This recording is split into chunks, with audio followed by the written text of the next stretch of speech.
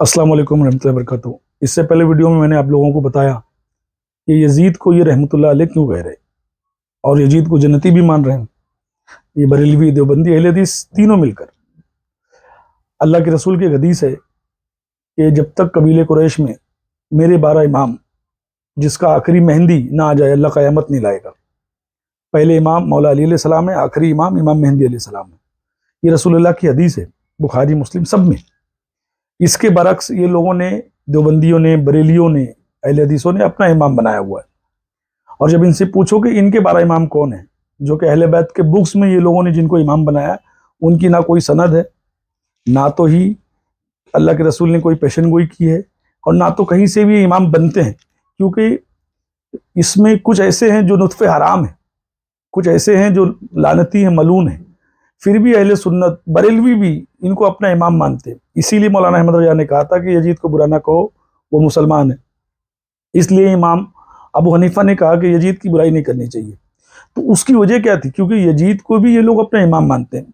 अब इनका इमाम ये कैसे मानते हैं, मैं आप लोगों को बताता हूँ। पहला आयत अबू बकर, दूसरा आयत उमर, तीसरा आयत उस्मान, चौथे मौला अली, पांचवें इमाम ये लोग अपना जिसको बनाए हुए वो माविया इब्न सुफियान, छठा यजीद, सातवां मरवान। उसके बाद जितने लोग लाइन से बैठे, 2-4 नाम और हैं। अरे कहना क्या चाहते हो? और इसको हम उसी तरतीब से मानते हैं जिस तरतीब से वहां पर वो चली है। कैसे, वो भी बयान करें। देखें, हजरत बकर है, ठीक है, हजरत उमर है, हजरत उस्मान है, हजरत अली है, हजरत मुआविया है, और उसके बाद यजीद। इमाम हसन नहीं है उसमें? हसन क्यों नहीं है? और उसके बाद फिर और उसके बाद यजीद। अच्छा,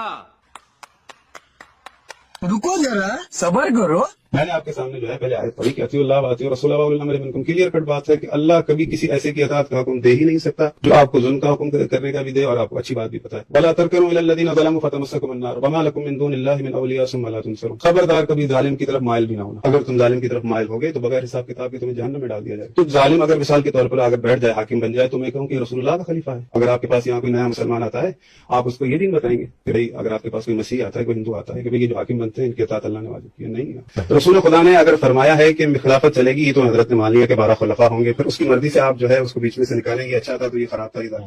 अब आप खुद फैसला करो, खुदा की कसम। बरेलियों, अगर तुम अपने आप को सुन्नी कहते हो, अहले सुन्नत कहते हो, तो क्या तुम्हारा मरवान इमाम है? यजीद तुम्हारा इमाम है क्या? जो अल्लाह के रसूल ने जिन 12 इमामों के नाम बताए वो तुम्हारे इमाम है? तो खुदा की कसम, मैं इसीलिए बार बार कहता हूं कि ये यजीद को मुसलमान, मोमिन, जन्नती और यहाँ तक कि अपना इमाम मानते हैं। ये इनका अकीदा है। ये बरेलवी मसलक के एक चाइना सैयद है बहुत बड़े, उनकी किताब का हवाला डाल रहा हूँ, ये आप हवाला देखो। उसके बाद इनके अपने बयान देखो, देवबंदियों के, बरेलियों के। ये यजीद को बाकायदा अपने इमामों में मानते हैं। जो कि यजीद मुसलमान था कि नहीं? यजीद बिल्कुल मुसलमान है, रहमतुल्लाह ताला अलैह। अल्लाह के रसूल ने अलग इमाम बताए हुए। मरवान को अपना इमाम मान रहे हैं, नौज़ बिल्लाह अस्तगफिरुल्लाह। वो मरवान जिसको अल्लाह के रसूल ने मदीने से भगा दिया उसके बाप को, ये कहकर कि तुम लोग सजरे खबीसा हो, तुम लोग मलून हो, तुम्हारी पैदाइश में खोट है, और हुक्म दिया कि मेरे बाद इनको कोई भी मदीने नहीं लेना।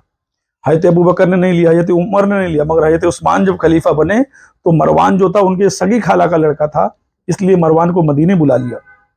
और अल्लाह के रसूल की बात का ख्याल नहीं रखा हज़रत उस्मान ने, क्योंकि हज़रत अबू बकर ने रखा था, हज़रत उमर ने रखा था, मगर हज़रत उस्मान ने रसूलुल्लाह की बात का ख्याल नहीं रख के मरवान को बुला लिया। वही मरवान बाद में इनकी शहादत, इनकी मौत, इनके कत्ल की वजह बना हज़रत उस्मान के। और वो मरवान जो मस्जिद नबी में बैठकर नबी के बच्चों को लानती कहता था, गालियां देता था, नबी के बच्चों को बददुआएं देता था इमाम हसन, इमाम हुसैन अलैहिस्सलाम के मुंह पर, ये वो मरवान है। हसन हुसैन बैठे हुए थे अलैहिस्सलाम, और मरवान मदीने का हाकिम खुतबा दे रहा था, और उसने उसमें कहा कि अहले बैत तो है ही लानती लोग, नाउज़ुबिल्लाह। तो हजरत हुसैन से फिर सबर होता था, तो उन्होंने कहा हम तो लानती नहीं है, हमारे शान में तो कुरान में आयात है, अलबत्ता तू और तेरे बाप के ऊपर नबी इस्लाम ने लानत फरमाई थी। तेरे बारे में नबी इस्लाम ने फरमाया था जब तू अपने बाप की पुश्त में था कि हकम पर लानत, उसकी औलाद पर लानत। तू उसी हकम का बेटा है ना, मरवान बिन हकम, तू उसी लानत का टुकड़ा है अपने बाप की। तुम बाप बेटा पे तो रसूलुल्लाह ने लानत की हुई है, और इनको मदीना बदर कर दिया था नबी इस्लाम ने। हजरत उस्मान के रिश्तेदार थे, पूरा जोर लगाया, हजरत बकर नहीं माने। حضرت عمر نہیں مانے. پھر جب حضرت عثمان خلیفہ بنے تو انہوں نے حسن سلوک کی وجہ سے ان کو لے آئے اور پھر یہی باپ بیٹا گاٹے فٹ ہو گئے.